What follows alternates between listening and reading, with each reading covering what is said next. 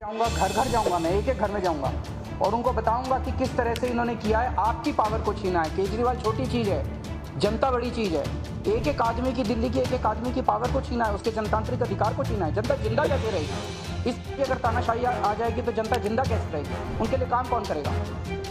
अब बड़ी जल्दी हम पूरा प्लान अनाउंस करेंगे। भारत की राजधानी है।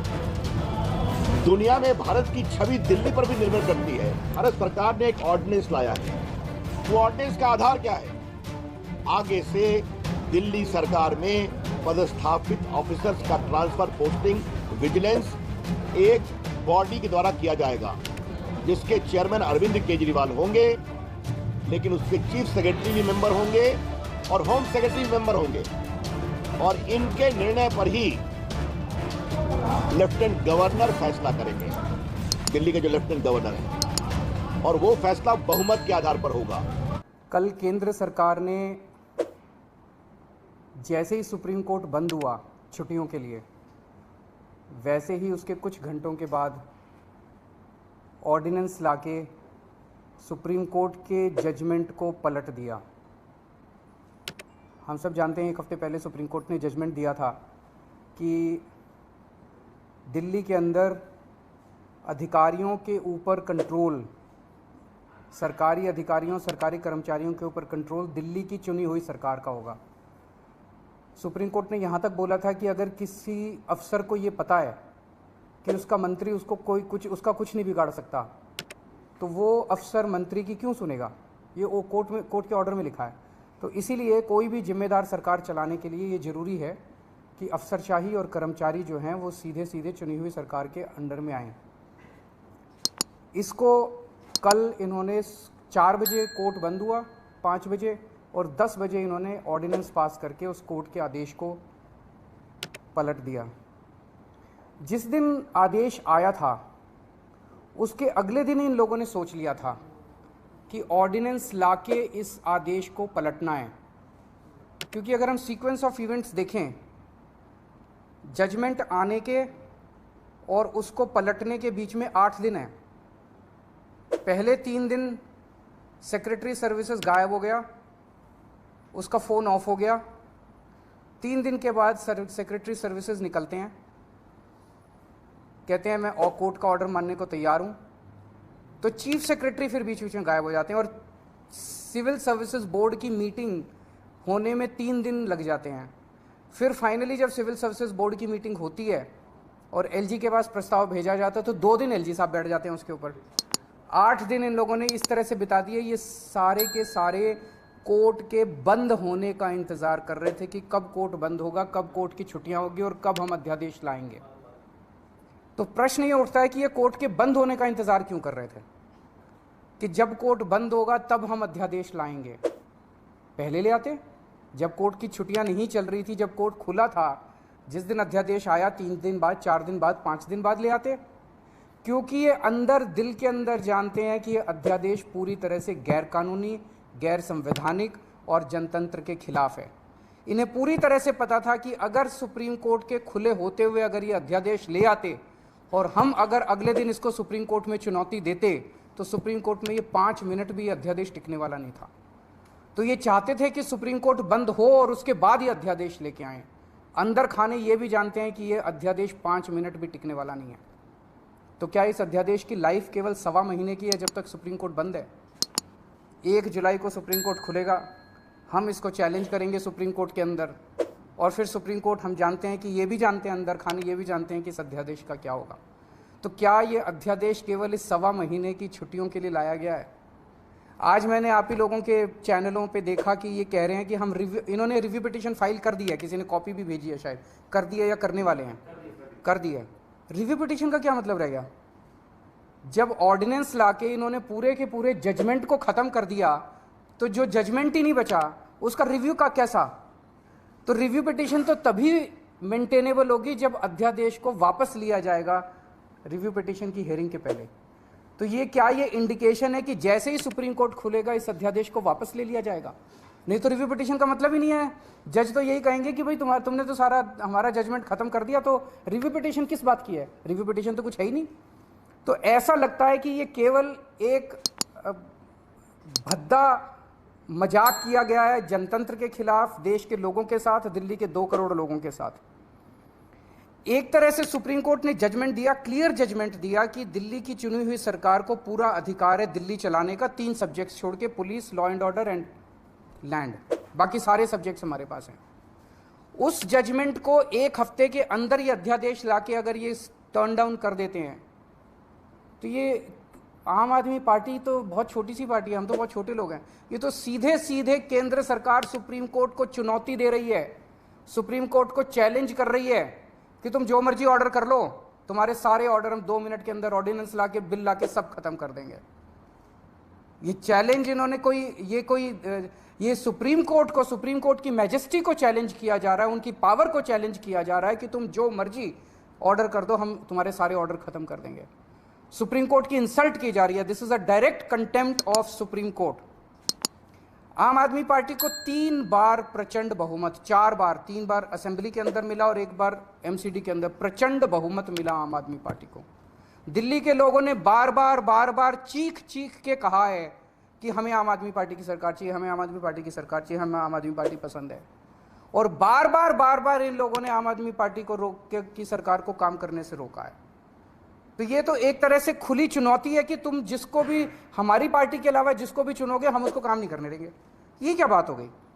ऐसे देश कैसे चलेगा? पहले ये 2015 में नोटिफिकेशन लेके आए, उस नोटिफिकेशन के बाद ये एक 2021 में एक कानून लेके आए, जिस कानून से और हमारी पावर्स छीनी गई।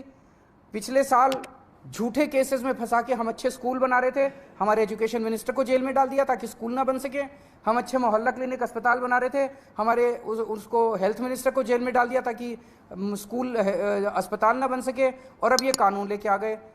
ये बेसिकली तो काम करने से रोकना चाहते हैं आम आदमी पार्टी की सरकार को, क्योंकि जैसा काम आम आदमी पार्टी की सरकार कर रही है वैसा काम करने की इनकी ना तो नीयत है और ना इनकी कैपेसिटी है वैसा काम करने की। पर मैं दिल्ली के लोगों को भी और देश के लोगों को भी कहना चाहता हूं कि स्पीड स्लो जरूर होगी कामों की। आज जो इन्होंने अध्यादेश पारित किया, उन्होंने और भी कई सारे सेक्शंस डाले हैं, अभी भी हम स्टडी कर रहे हैं, तो स्पीड जरूर स्लो होगी, लेकिन सारे काम होंगे, काम को मैं रुकने नहीं दूंगा। ये अध्यादेश दिल्ली के 2 करोड़ लोगों को बीजेपी ने एक तरह से तमाचा मारा है। बीजेपी का कहना है तुम जिस भी सरकार को चुनोगे, चुन के देख लो, हम काम नहीं करने देंगे, हम काम रोकेंगे, हम तुम्हारी सरकार को काम नहीं करने देंगे। ये तो दिल्ली के लोगों को का अधिकार है अपनी सरकार चुनने का। भाई संविधान देता है अधिकार कि आप जिस मर्जी को वोट दे के चुनो। वो कह रहे हैं कि जिसको भी चुनोगे हम तुमको काम नहीं करने देंगे। आम आदमी पार्टी छोटी पार्टी है, हम बहुत छोटे लोग हैं, देश बड़ा है, देश इंपॉर्टेंट है, कल हम नहीं होंगे कोई और होगा, लेकिन देश रहेगा।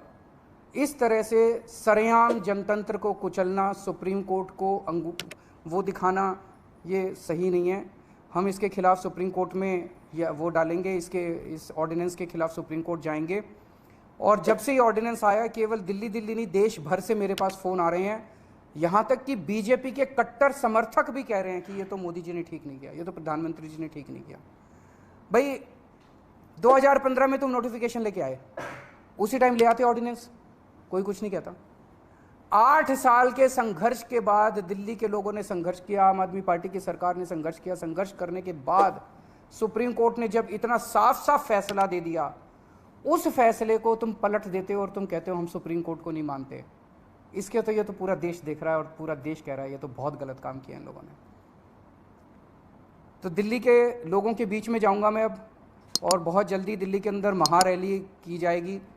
और मुझे जिस तरह से रिएक्शन आ रहे हैं जनता के, मेरे को लगता है कि इस बार दिल्ली के अंदर भारतीय जनता पार्टी को जनता 7 में से 1 भी सीट नहीं देने वाली। जनता बहुत नाराज़ है इनके हथकंडों से, इनकी तानाशाही से और इनकी गुंडागर्दी से। मैं आज इस मंच के ज़रिए सभी अपोजिशन पार्टीज़ को अपील करना चाहता हूँ कि राज्यसभा के अंदर जब ये बिल आएगा, ऑर्डिनेंस जब बिल के रूप में पेश किया जाएगा, इसे किसी भी हालत के अंदर राज्यसभा में पारित नहीं करवाना। मैं खुद एक पार्टी के नेताओं से जाके मिलूंगा, उनसे समर्थन मांगूंगा कि इस बिल को अपोज करना है, ये जनतंत्र के खिलाफ है, किसी भी हालत में हमें इस बिल को पास नहीं होने देना राज्यसभा के अंदर। अगर आप अभी नहीं हुई है, पर मैं करूंगा, सबसे करूंगा। वो तो सिंघवी साहब हमारे वकील हैं, वो देख रहे हैं, स्टडी कर रहे हैं।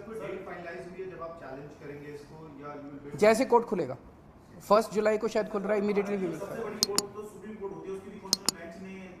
पांचों जजेस ने जजमेंट दे दिया, उसको पलट दिया इन्होंने, बताओ।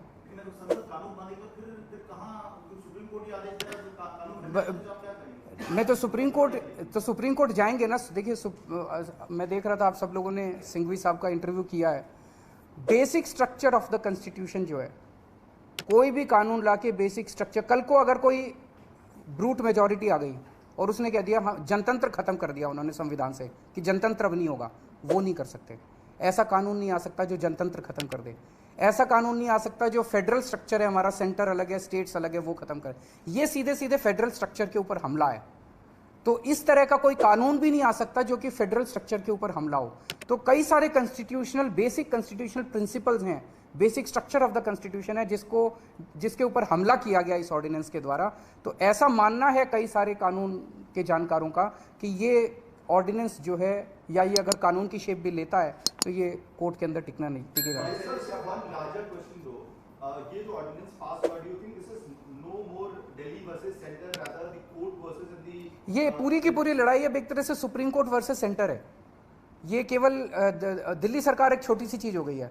उन्होंने तो सीधे सीधे कह दिया, इस तरह से तो ये बहुत खतरनाक चीज है। सुप्रीम कोर्ट कोई भी आदेश पारित करेगा, अगर केंद्र सरकार के खिलाफ पारित करेगा, केंद्र सरकार कानून लाके उसको पलट देगी, उनकी मेजॉरिटी है ना। फिर देश की जनता कहाँ रह गई?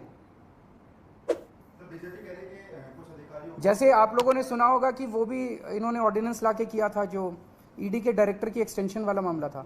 ऑर्डिनेंस लाए थे, लेकिन अब सुप्रीम कोर्ट कह रहा है कि हम उसको, मतलब अभी जजमेंट नहीं आया, लेकिन हियरिंग के दौरान सुप्रीम कोर्ट ने कहा कि हम इसको नहीं मानते।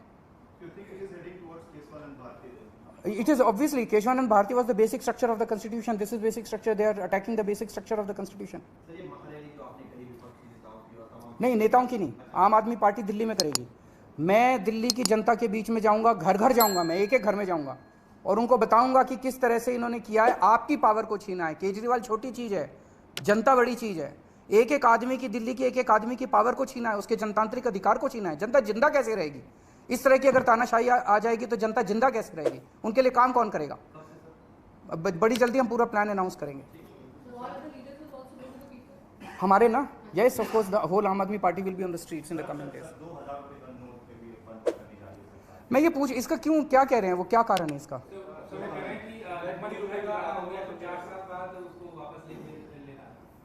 मैं तो बार बार कह रहा था कि सरकार को पढ़ा लिखा होना चाहिए, क्योंकि कभी कहते हैं कि भ्रष्टाचार खत्म करने के लिए 2000 रुपये का नोट लेके आए, कभी कहते हैं कि भ्रष्टाचार खत्म करने के लिए 2000 रुपये का नोट हटा दिया।